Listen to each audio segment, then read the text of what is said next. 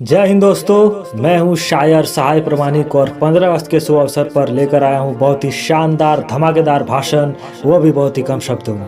तो ये जो भाषण है इसे आप स्कूल कॉलेज के मंच पर बोल सकते हैं और सबका दिल जीत सकते हैं। सब लोग खुश हो जाएंगे, मैं बता रहा हूँ। तो चलिए बिना देर किए भाषण की शुरुआत करते हैं। माननीय अतिथिगण, प्रधानाचार्य महोदय, शिक्षकगण और मेरे प्यारे साथियों, आप सभी को मेरा सादर प्रणाम।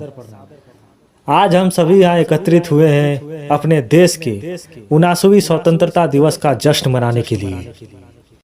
15 अगस्त 1947 को भारत ने सदियों की गुलामी से मुक्ति पाकर स्वतंत्रता प्राप्त की थी। यह वह गर्व का क्षण था जब हमारे पहले प्रधानमंत्री पंडित जवाहरलाल नेहरू ने लाल किले पर राष्ट्र ध्वज फहराया। यह ऐतिहासिक अवसर भारत में ब्रिटिश शासन के अंत का प्रतीक था।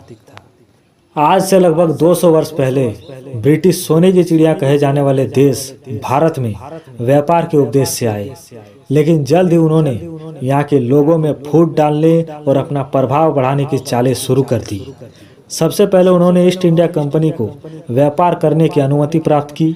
धीरे धीरे उन्होंने अपने व्यापार का विस्तार किया और भारत के विभिन्न हिस्सों में फैक्ट्रियां स्थापित की। ब्रिटिश की बढ़ती हुकूमत और अत्याचार को रोकने के लिए भारत के कई वीर स्वतंत्रता सेनानियों ने संगठित होकर संघर्ष शुरू किया, जिसमें महात्मा गांधी, भगत सिंह, नेताजी सुभाष चंद्र बोस, रानी लक्ष्मीबाई, सरदार वल्लभ भाई पटेल और बाल गंगाधर तिलक जैसे नाम मुख्य हैं। इन महान सेनानियों ने अपने साहस, बलिदान और अडिग संकल्प के बल पर हमें स्वतंत्रता दिलाई। इनकलाब जिंदाबाद का नारा लेकर वे भारत माता को आजाद कराने के लिए अपने प्राणों की बाजी लगा बैठे। गांधी जी के अहिंसा परमो धर्म के सिद्धांत पर चलते हुए लाखों लोगों ने सत्याग्रह और असहयोग आंदोलनों में हिस्सा लिया। भगत सिंह ने अपनी क्रांतिकारी विचारों और कर्मों से युवाओं में देशभक्ति की ज्वाला प्रज्वलित की। नेताजी सुभाष चंद्र बोस ने आजाद हिंद फौज के साथ भारत को स्वतंत्रता दिलाने का संकल्प लिया।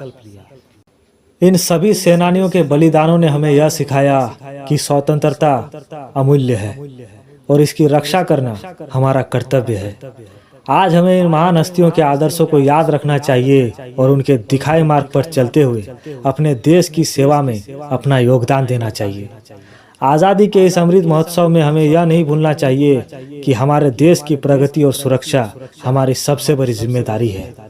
स्वतंत्रता दिवस भारत के हर नागरिक के लिए गर्व और सम्मान का दिन है। आज का दिन हमें एकजुट होकर अपने देश की अखंडता और संप्रभुता की रक्षा करने का संकल्प लेने की प्रेरणा देता है। साथियों, स्वतंत्रता का अर्थ केवल शारीरिक गुलामी से मुक्ति नहीं है, बल्कि यह हमारे विचारों, भावनाओं और कर्मों की स्वतंत्रता भी है। हमें यह सुनिश्चित करना चाहिए कि हम अपने देश को हर क्षेत्र में प्रगति की ओर ले जाएं और उसकी एकता और अखंडता को बनाए रखें। आज का दिन हमें एकजुट होकर अपने देश के प्रति अपने कर्तव्यों को निभाने की प्रेरणा देता है। हमें अपनी सांस्कृतिक धरोहर, अपने मूल्य, अपने आदर्शों की रक्षा करने का निरंतर प्रयास करना चाहिए।